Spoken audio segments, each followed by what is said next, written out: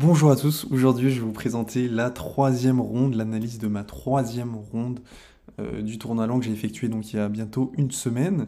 Si vous n'avez pas déjà vu les autres vidéos, je vous invite à aller les voir parce que c'est plus sympa si vous regardez dans l'ordre. Si vous les avez déjà vus, pardon, vous savez sûrement que j'ai gagné donc les deux premières rondes et celle-là c'est la ronde finale pour être possiblement premier du tournoi.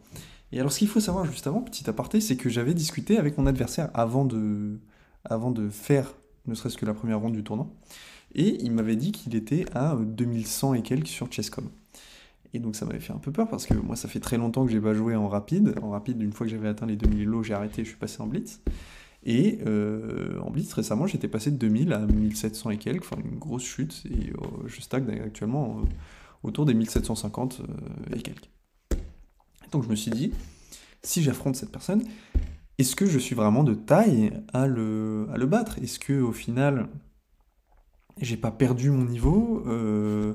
Est-ce que je peux quand même lui poser des problèmes? Est-ce que si aujourd'hui je retourne en ladder rapide, est-ce que je vais tomber de ces 2000 et retourner en 1700, 1600 comme je le fais avec le blitz?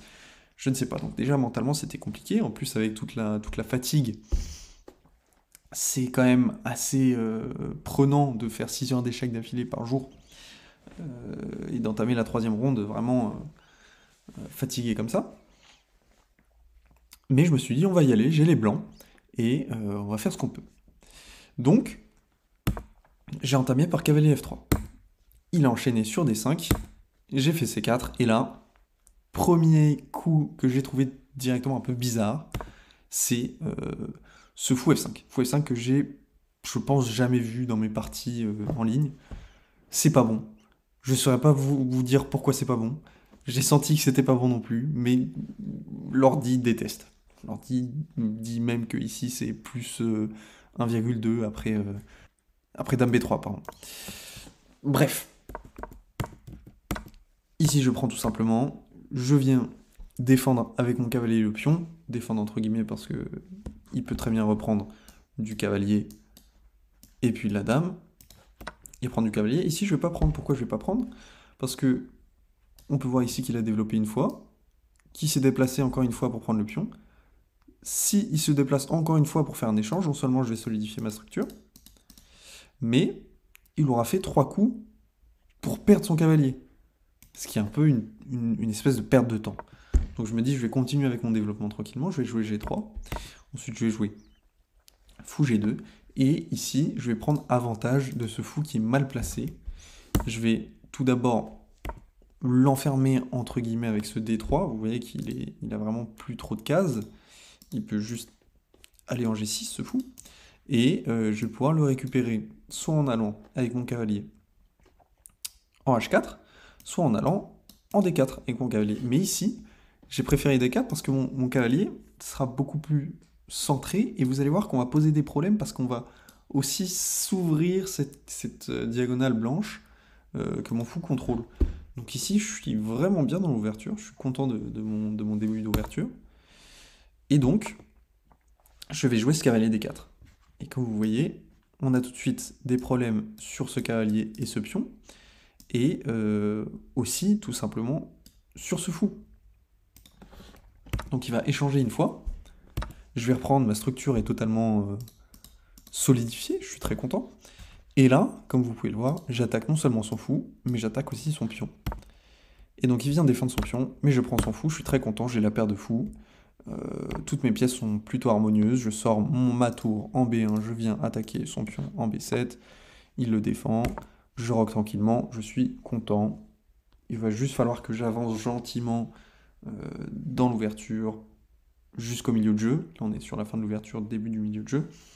Et que je presse cet avantage que j'ai de plus en plus. Donc ici, rock. Je fais A4. Très logique. A4 pour faire A5, pour ensuite aller taper sur le pion B7. Il essaye d'avoir un peu de contre-jeu, d'appuyer sur mon pion C3, sauf que moi, je vais tout simplement l'avancer. Et là, vous voyez très bien que la structure, elle est harmonieuse. Ça se voit, tout simplement. C'est beau à voir, tout est bien protégé, tout ça. Mais le point de faiblesse de cette structure, c'est ce pion E2. C'est pour ça qu'il va essayer d'appuyer un peu dessus. Pour l'instant, il est défendu. Et ici, on va jouer A5, le cavalier qui revient. On défend avec cette tour le pion E2 pour pouvoir libérer ma dame d'une manière ou d'une autre après. Et ici, tout simplement, lorsque le cavalier vient D6, je vois clouage. Dame qui se sort du clouage, je prends. Et après la reprise, on a sorti la dame de la 7e rangée qui protégeait le pion B7 et on vient tout simplement le prendre. Et là, je me suis dit, il a une variante, je pense que ça doit être la meilleure variante que j'ai vue. Je pense qu'il va la choisir parce que ça me semble alléchant à jouer, mais ça fonctionne pas. Et il l'a joué. Et c'était ce fou C3. On se dit, mince, il attaque ma tour, mais il attaque aussi mon pion, il va le récupérer. Alors, oui, il va le récupérer, mais ça ne fonctionne pas. Enfin, ça ne sera pas suffisant, parce qu'après, fou prend A5, moi j'ai dame A4, tout simplement, et je viens attaquer le fou et le pion en même temps avec ma dame et mon fou. Donc, il a récupéré son pion temporairement, mais je viens lui reprendre un pion, donc je suis toujours en plus 1. Le fou est attaqué, je viens me poster ici, appuyer sur le pion F7, vraiment c'est une faiblesse assez commune, il me semble que c'est réputé pour être le pion le plus faible dans une position, le pion F. En tout cas le plus faible des pions sur la 2e rangée. N'hésitez pas à me corriger si ce n'est pas le cas, je peux dire des bêtises aussi. Tentative de contre-jeu avec ce F4 que je vais totalement ignorer, proposer un échange, évidemment il va pas échanger vu que je suis dans une position gagnante. Faire des échanges dans une position gagnante, c'est totalement bon pour moi et totalement suicidaire pour lui. Attention, ici à ne pas avoir des problèmes de clouage. Surprise, prise, il pourrait reprendre de la dame sans que je puisse reprendre sa dame, vu que mon pion est cloué. Donc je viens m'avancer avec mon roi, et je me dis, ok, je me mets sur un petit peu une bouche d'aération. Il y a beaucoup de diagonales qui peuvent aller vers mon roi, mais je contrôle totalement les cases blanches, et lui les cases noires, et en l'occurrence, ça ne me dérange pas d'être faible sur ces cases blanches, vu que c'est moi qui les contrôle. Donc ici, il a attaqué madame. Madame revient en H3.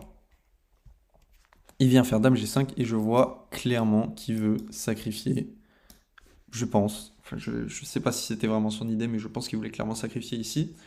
Et ça m'a fait peur, donc je me suis dit, on va tout simplement rentrer le fou, menacer mat au passage, évidemment, il ne l'a pas blunder, il a joué G6, mais on ne sait jamais, hein, même si on est en partie lente, et puis au passage, c'était un bon coup.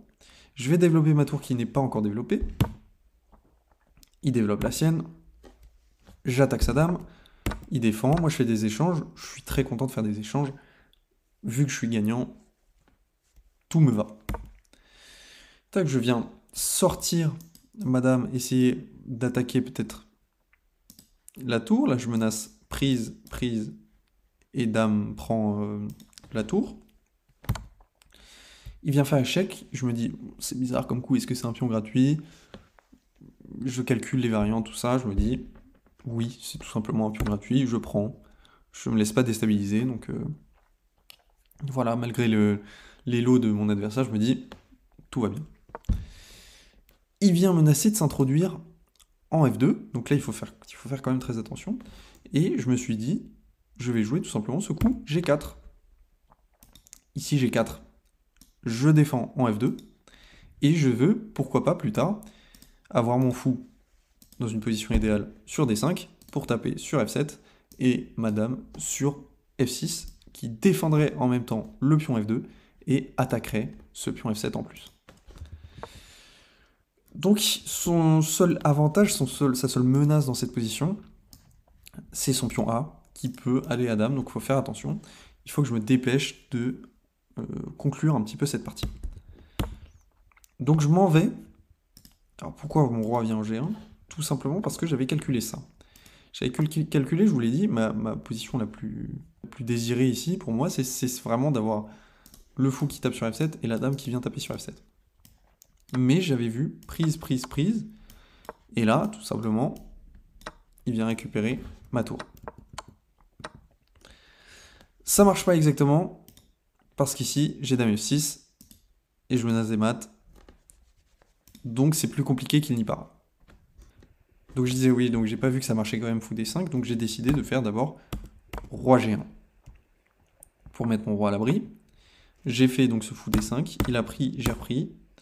Et ici, il vient m'empêcher. Il vient couper la communication de la tour avec F7. Donc ça m'embête un peu parce que j'ai pas d'échec. J'ai pas d'échec. Madame et ma tour communiquent assez mal. Donc je me suis dit d'abord je vais consolider le pion. Et ensuite, je vais venir en F6, latéralement, défendre le pion A. Il s'approche de plus en plus de la case de promotion, il faut que je fasse attention, donc je vais tout simplement me mettre ici pour éviter des échecs, puis dame. Et ici, il vient encore une fois menacer en H2 de rentrer. Et je me dis, je suis gagnant. Je vais simplifier au maximum la position. À partir du moment où je simplifie une position et que je reste gagnant à la fin de la simplification, je vais le faire, tout simplement. Et c'est ce que je fais. Ici, je viens prendre le fou, je enlève totalement la menace de dame pro H2. Il reprend et je prends le pion A2, sa seule force dans la position. Et là, vous voyez bien que j'ai le double de ces pions. Même si on a des pions doublés, ça reste totalement gagnant. Et ici, après quelques échanges, je vais monter totalement mes pions, faire des échanges, mettre mon roi à l'abri. Ici, d'ailleurs, au passage, je donne totalement le pion. Mais s'il le prend, je fais échec avec obligation d'échanger les dames. Et le pion ira à dame. Donc il ne prend pas. Il vient en G7. Je pousse mon pion en E7. Et ici, mon adversaire me tend la main. Et il abandonne. Donc je suis très content. Je gagne ce tournoi. D'ailleurs, j'étais le seul à 3 sur 3. Ça m'a fait plaisir. N'hésitez pas à vous abonner si ce n'est pas déjà fait. Et j'espère pouvoir vous proposer d'autres analyses de parties longues d'une aussi belle qualité, incessamment sous peu. Sur ce, je vous dis à très bientôt.